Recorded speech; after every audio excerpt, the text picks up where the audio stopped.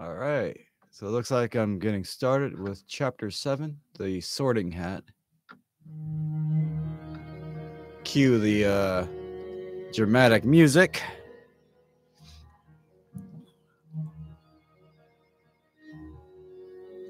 So all the first years are with Hagrid, and they're in the front door of Hogwarts. The door swung open at once. A tall black-haired witch in emerald green robes stood there. She had a very stern face, and Harry's first thought was that this was not someone to cross. The first years, Professor McGonagall, said Hagrid. Thanks, Hagrid. I will take them from here. She pulled the door wide.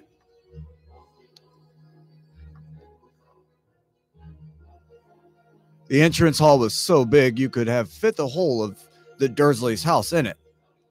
The stone walls were lit with flaming torches like the ones at Gringotts, and the ceiling was too high to make out, and a magnificent marble staircase facing them led to the upper floors. They followed Professor McGonagall across the flagged stone floor, and Harry could hear the drone of hundreds of voices from a doorway to the right. The rest of the school must already be here, but Professor McGonagall showed the first years into a small empty chamber off the hall. They crowded in, standing rather closely together than they would have usually have done, peering about nervously. Welcome to Hogwarts, said Professor McGonagall. The state of term banquet will begin shortly, but before you take your seats in the great hall, you will be sorted into your houses. The sorting is a very important ceremony, because while you are here, your house will be something like your family within Hogwarts. You will have classes with the rest of your house, sleep in your house dormitory, and spend free time in your house common room. The 4 houses are called Gryffindor, Hufflepuff, Ravenclaw, and Slytherin. Each house has its own noble history, and each has produced outstanding witches and wizards. While you are at Hogwarts, your triumphs will earn you house points, while any rule breaking will lose house points. At the end of the year, the house with the most points is awarded the House Cup, a great honor. I hope each of you will be a credit to whichever house will become yours. The sorting ceremony will take place in a few minutes in front of the rest of the school. I suggest you all smarten yourselves up as much as you can while you are waiting. Her eyes lingered for a moment on Neville's cloak, which was fastened under his left ear, and then on Ron's smudged nose. Harry nervously tried to flatten his hair. I shall return when we are ready for you, said Professor McGonagall. Please wait quietly. She then left the chamber. Harry swallowed. Hey, how exactly do they sort us into houses? He asked Ron. Well, some sort of test, I think. Fred says it hurts a lot, but I think he was joking. Harry's heart gave a horrible jolt. A test? In front of the whole school? But he didn't know any magic yet. What on earth would he have to do? He hadn't expected something like this the moment they arrived. He looked around anxiously and saw that everyone else looked terrified. No one was talking much except Hermione Granger, who was whispering very fast about the spells that she had learned and wondering which one she needed. Harry tried hard not to listen to her. He had never been more nervous, never, not even when he had to take a school report home to the Dursleys saying that he had somehow turned his teacher's wig blue. He kept his eyes fixed on the door. Any second now, Professor McGonagall would come back and lead him to his doom. Then something happened that made him jump about a foot in the air. Several people behind him screamed. What the? He gasped. So did the people around him. About 20 ghosts had just streamed through the back wall. Pearly white and slightly transparent, they glided across the room, talking to one another, hardly glancing at the first years. They seemed to be arguing. What looked like a fat little monk was saying, "Forgive and forget, I say. We ought to give him a second chance. My dear friar, haven't we given Peeves all the chances he deserves? He gives us all a bad name, you know. He's not really even a ghost. I say, what are all you doing here?" A ghost wearing rough and tights had suddenly noticed the first years. Nobody answered. "New students," said the fat friar, smiling around at them. "About to be sorted, I suppose." A few people nodded mutely. "Hope to see you in Hufflepuff," said the friar. "My old house, you know." "Move along now," said a sharp voice. "The ceremony's about to start." Professor McGonagall had returned. One by one, the ghosts floated away through the opposite wall. "Now, form a line," Professor McGonagall told the first years, "and then follow me." Feeling oddly as though his legs had turned to lead, Harry got into line behind a boy with sandy hair, with Ron behind him, and then they walked out of the chamber, back across the hall, and through a pair of double doors into the great hall. Harry had never even imagined such a strange and splendid place. It was lit by thousands and thousands of candles that were floating in midair, over 4 long tables, where the rest of the students were sitting. These tables were laid with glittering gold plates and goblets. At the top of the hall was another long table where the teachers were sitting. Professor McGonagall led the first years up there, so that they came to a halt in a line facing the other students, with the teachers behind them.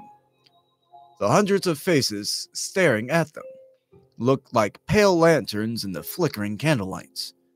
Dotted here and there among the students, the ghosts shone misty silver. Mainly to avoid all the staring eyes, Harry looked upwards and saw a velvety black ceiling dotted with stars. Then he heard Hermione whisper, "It's bewitched to look like the sky outside. I read about it in Hogwarts, a history."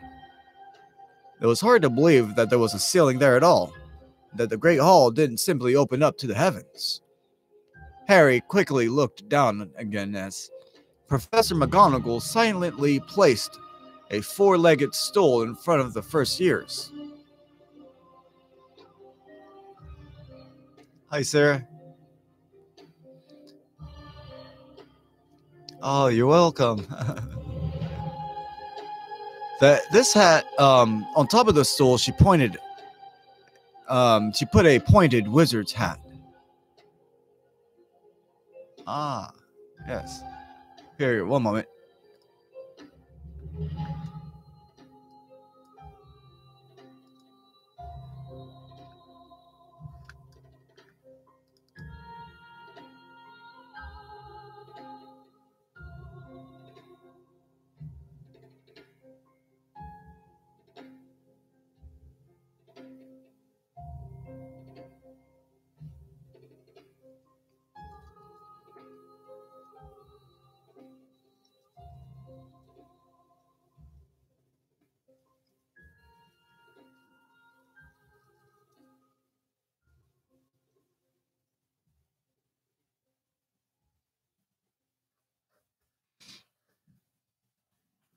This hat was patched and frayed and extremely dirty.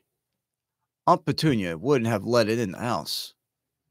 Maybe they had to try and get a rabbit out of it, Harry thought wildly.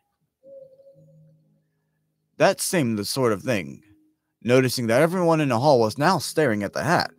So he stared at it too, for a few seconds. There was complete silence. Then the hat twitched. A rip near the brim opened wide like a mouth. And then the hat began to sing. "Oh, you may not think I'm pretty, but don't judge on what you see. I'll eat myself if you can find a smarter hat than me. You keep your bowlers black, your top hat's sleek and tall, for I'm the Hogwarts sorting hat, and I can cap them all. There's nothing hidden in your head the sorting hat can't see. So try me on and I will tell you where you ought to be. You might belong to Gryffindor, where dwell the brave at heart. Their daring nerve and chivalry set Gryffindors apart. You might belong in Hufflepuff, where they are just and loyal, and those patient Hufflepuffs are true and unafraid of toil. Or yet in wise old Ravenclaw, if you've a ready mind, where those of wit and learning will always find their kind. Or perhaps in Slytherin, you'll make your real friends. Those cunning folks use any means to achieve their ends. So put me on and don't be afraid, and don't get enough flap. You're in safe hands, though I have none, for I'm a thinking cap. The whole hall burst into applause as the hat finished its song. It bowed to each of the 4 tables and then became quite still again. So we've just got to try on the hat, Ron whispered to Harry. I'll kill Fred. He was going on about wrestling a troll. Harry smiled weakly. Yes, trying on the hat was a lot better than having to do a spell.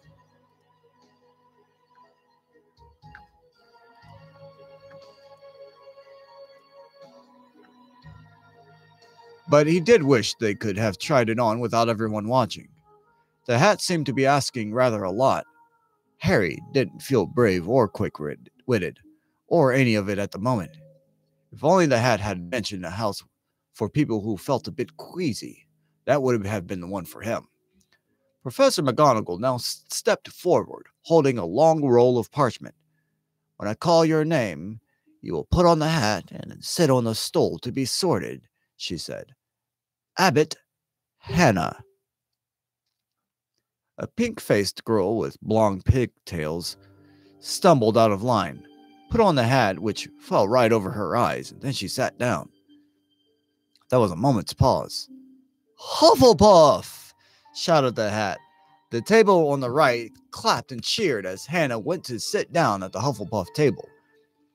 Harry saw the ghost of the fat friar waving merrily at her.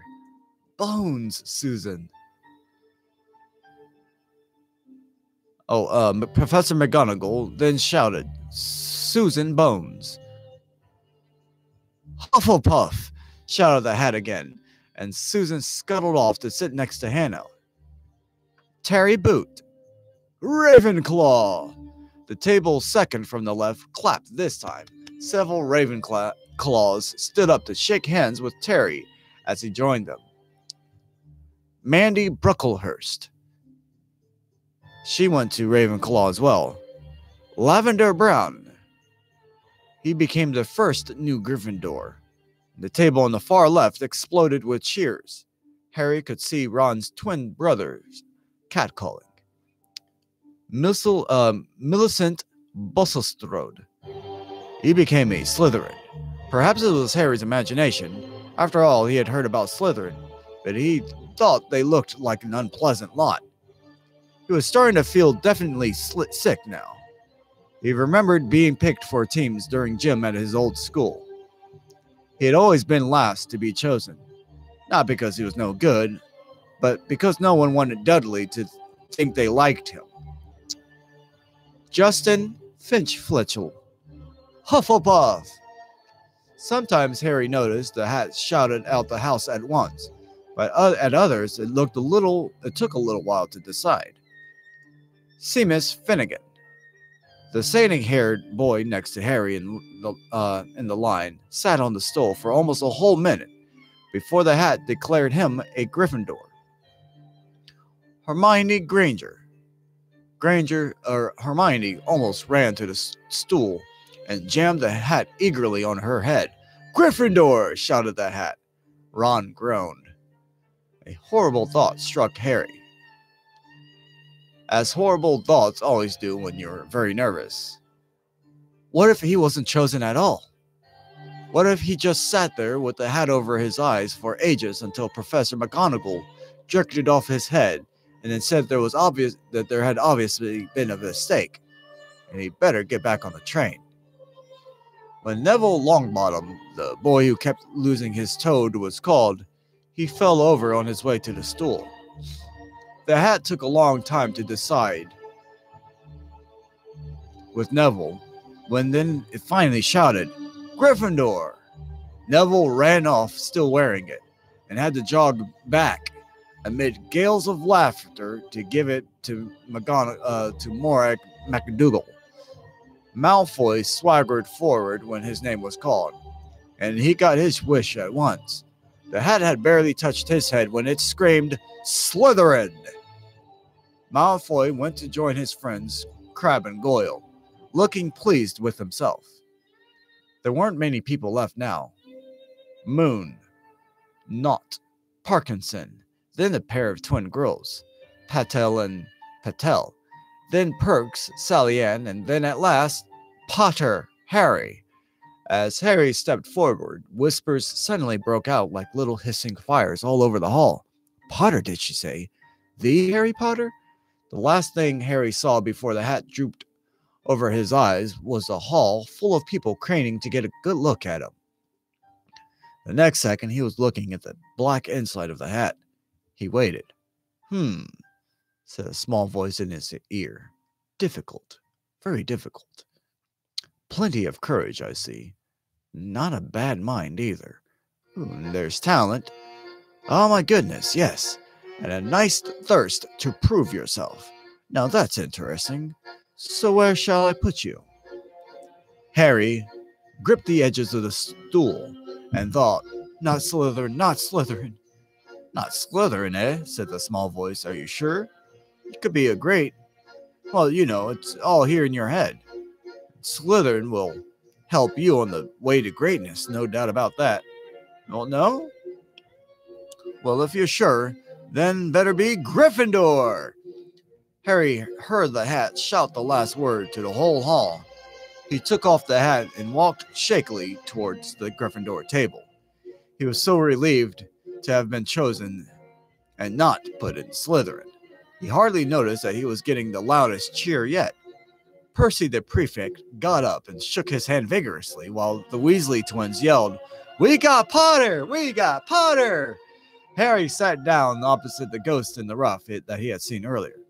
The ghost patted his arm, giving Harry the sudden horrible feeling that he had just plunged into a bucket of ice-cold water.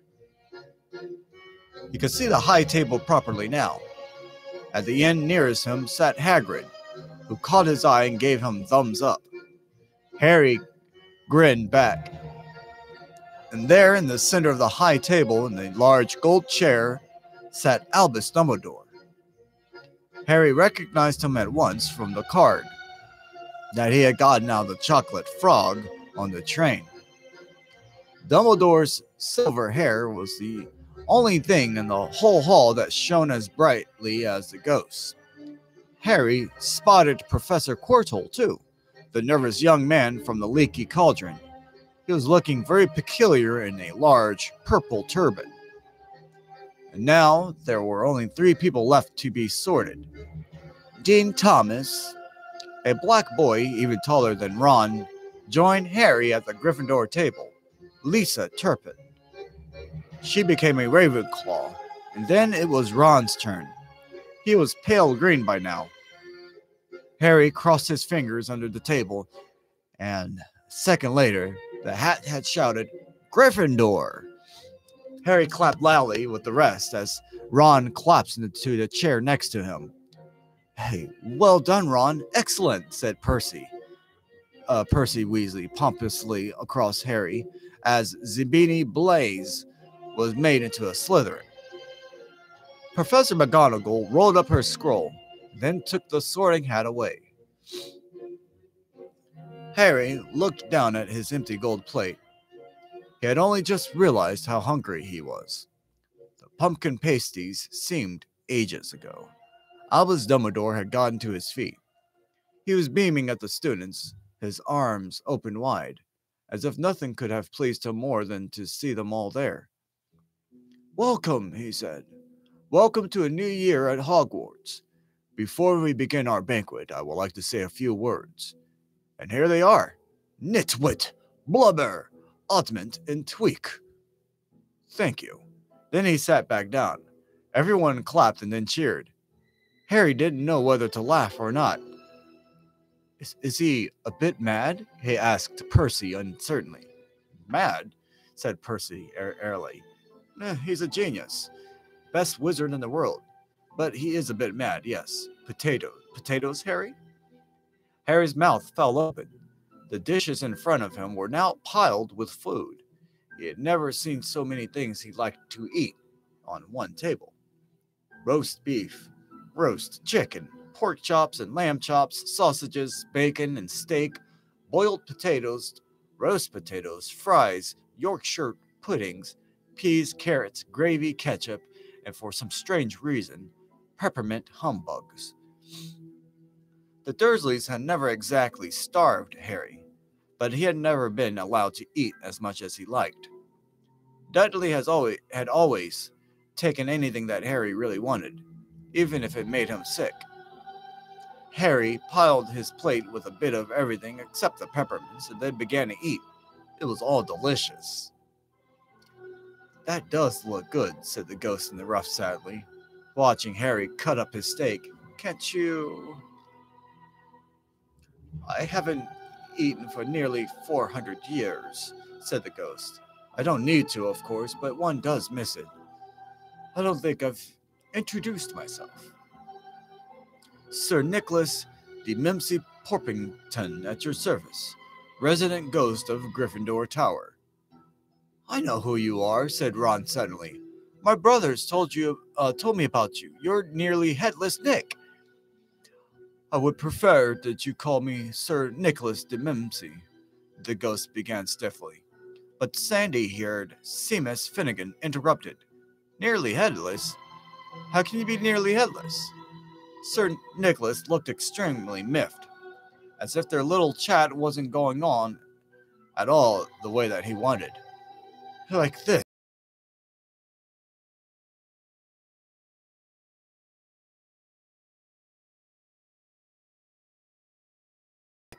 Someone had obviously tried to behead him, but had not done it properly. Looking pleased at the stunned faces and nearly headless Nick,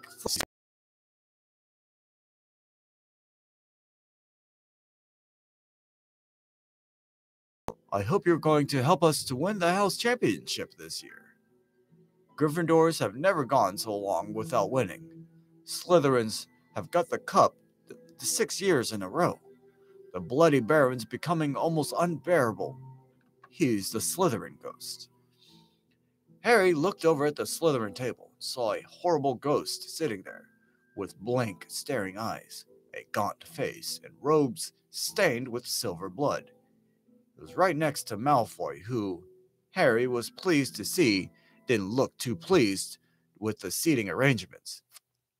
How did he get to be covered in blood? Asked Seamus with great interest. I've never asked, said nearly headless Nick delicately.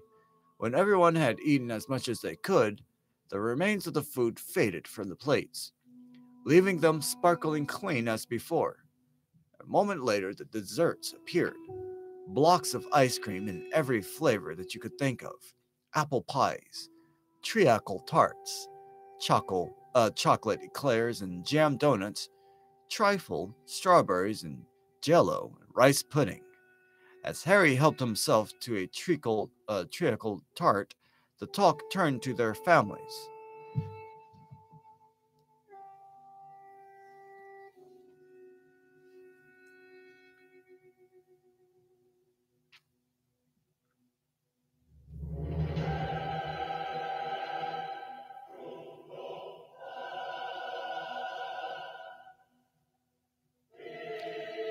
I'm half and half, said Seamus. My dad's a Moogle. Mom didn't tell him she was a witch until after they were married. Bit of a nasty shock for him. The others laughed. What about you, Neville? Said Ron. Well, my gran brought me up and she's a witch, said Neville. But the family thought I was all Moogle for ages. My great algae kept trying to catch me off guard and to force some magic out of me. He pushed me off the end of a black pool pier once. I nearly drowned, but nothing happened until I was 8. Great Uncle Algie came round for dinner, and he was hanging me out of an upstairs window by the ankles. When my great auntie Enid offered him a meringue, then he accidentally let me go, but I bounced all the way down into the garden, into the road. They were all really pleased. Gran was crying. She was so happy. And you should have seen their faces when I got in here. They thought I might not be magic enough to come, you see. Great Uncle Algie was so pleased. He bought me my toad. On Harry's other side, Percy, Weasley, and Hermione were talking about lessons. Do hope they start right away. There's so much to learn. I'm particularly interested in transfiguration, turning something into something else, of course. It's supposed to be very difficult. You'll be starting small, just matches into needles and that sort of thing. Harry, who was starting to feel warm and sleepy, looked up at the high table again. Hagrid was drinking deeply from his goblet. Professor McGonagall was talking to Professor Dumbledore, and Professor Quirrell, in his absurd turban, was talking to a teacher with greasy black hair and a hooked nose and sallow skin. It happened very suddenly. The hooked-nosed teacher looked past Quirrell's turban, then straight into Harry's eyes. A sharp, hot pain shot across the scar on Harry's forehead. Ouch! Harry clapped his hand to his head. What is it? Asked Percy. Nothing. The pain had gone as quickly as it had come. Harder to shake off was the feeling that Harry had gotten from the teacher's look. A feeling that he didn't like Harry at all. Who's that teacher talking to Professor Quirrell? He asked Percy. Oh, you know Quirrell already, do you? No wonder he's looking so nervous. That's Professor Snape. He teaches potions, but he doesn't want to. Everyone knows that he's after Quirrell's job. He knows an awful lot about the dark arts. Snape. Harry watched Snape for a while, but Snape didn't look at him again. At last the desserts too disappeared, and Professor Dumbledore got to his feet again. The hall fell silent. Ahem. Just a few more words now that you are all well fed and watered. I have a few start of term notices to give you. First years should note that the forest on the grounds is forbidden to all pupils, and a few of our older students would do well to remember that as well. Dumbledore's twinkling eyes flashed in the direction of the Weasley twins. I have also been asked by Mr. Filch, the caretaker, to remind you all that no magic should be used between classes in the corridors. The Quidditch trials will be held in the second week of the term. Anyone interested in playing for their house teams should contact Madame Hooch. And finally, I must tell you that this year, the third floor corridor on the right-hand side is out of bounds to everyone who does not wish to die a very painful death. Harry laughed, but he was one of the few who did. Wait, he's not serious? He muttered to Percy. Must be, said Percy, frowning at Dumbledore. It's odd, because he usually gives us a reason why we're not allowed to go somewhere. The forest is full of dangerous beasts. Everyone knows that. I do think he might have told us prefects at least. And now, before we get to bed, let us sing the school song, cried Dumbledore. Harry noticed that the other teacher's smiles had become rather fixed. Dumbledore gave his wand a little flick, as if he was trying to get a fly off the end.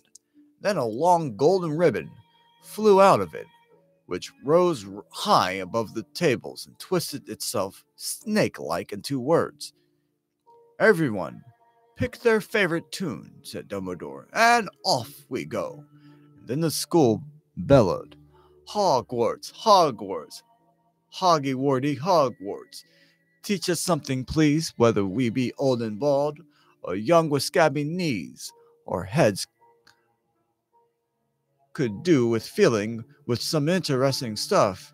For now they're bare and full of air, dead flies and bits of fluff, so teach us things worth knowing, and bring back what we've forgot.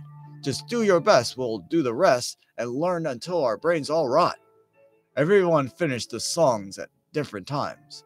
Then at last, only the Weasley twins were left singing along to a very slow funeral march. Dumbledore conducted their last few lines with his wand. Then when he had finished, he was one of those who clapped loudest. "Ah, music," he said, wiping his eyes. "A magic beyond all that we do here. And now, bedtime. Off you trot." The Gryffindor's first years followed Percy through the chattering crowds, out of the great hall, and then up the marble staircase. Harry's legs were like lead again, but only because he was so tired and full of food. He was too sleepy even to be surprised that the people in the portraits along the corridors were whispering and pointing as they passed, or that twice Percy had led them through doorways hidden behind sliding panels and hanging tapestries. They climbed more staircases, yawning and dragging their feet, and Harry was just wondering how much further they had to go when they came to a sudden halt. A bundle of walking sticks was floating in midair ahead of them. And as Percy took a step towards them, they started throwing themselves at him. "Peeves," Percy whispered to the first years, a poltergeist. He raised his voice. "Peeves, show yourself!" A loud and rude sound like the air being let out of a balloon answered. "Do you want me to go get the bloody Baron?" Then there was a loud pop. Then a little man with wicked dark eyes and a wide mouth appeared, floating cross-legged in the air, clutching in the walking sticks. "Ooh," he said with an evil cackle. "Ickle firsties, what fun!" He swooped suddenly down at them. They all ducked. "Go away, Peeves, or the Baron'll hear about this. I mean it," barked Percy. Peeves stuck out his tongue, then vanished, dropping the walking sticks on Neville's head. They heard him zooming away, rattling the coat of arms as he passed. "You want to watch out for Peeves," said Percy as they set off again. "The Bloody Baron's the only one who's able to control him. He won't even listen to us prefects. Ah, here we are." At the very end of the corridor hung a portrait of a very fat woman in a pink silky dress. "Password," she said. "Caput Draconis," said Percy. Then the portrait sunk forward to reveal a round hole in the wall. They all scrambled through it. Neville needed a leg up. Then they found themselves in the Gryffindor common room, a cozy, round room full of squashy armchairs. Percy directed the girls through one door to their dormitory, and then the boys through another. At the top of a spiral staircase, they were obviously in one of the towers. They found their beds at last. 5 four-poster hung with deep red velvet curtains. Their trunks had already been brought up. Too tired to talk much, they pulled on their pajamas and then fell into bed. "Great food, isn't it?" Ron muttered to Harry through the hangings. "Get off, Scabbers. He's chewing my sheets." Harry was going to ask Ron if he had had any of the treacle tart, but he fell asleep almost at once. Perhaps Harry had eaten a bit too much, because he had a very strange dream. He was wearing Professor Quirrell's turban, which kept talking to him, telling him that he must transfer to Slytherin at once, because it was his destiny. Harry told the turban that he didn't want to be in Slytherin. It got heavier and heavier, and he tried to pull it off, but it tightened painfully. Then there was Malfoy, laughing at him as he struggled with it. Then Malfoy turned into the hook nosed teacher, Snape, whose laugh became high and cold. There was a burst of green light, then Harry woke, sweating and shaking. He rolled over and fell asleep again. When he woke the next day, he didn't remember that dream at all. All right, we're at chapter 8, The Potions Master. Go ahead and end the recording here. Yo, thanks for joining me, everybody. Blessings.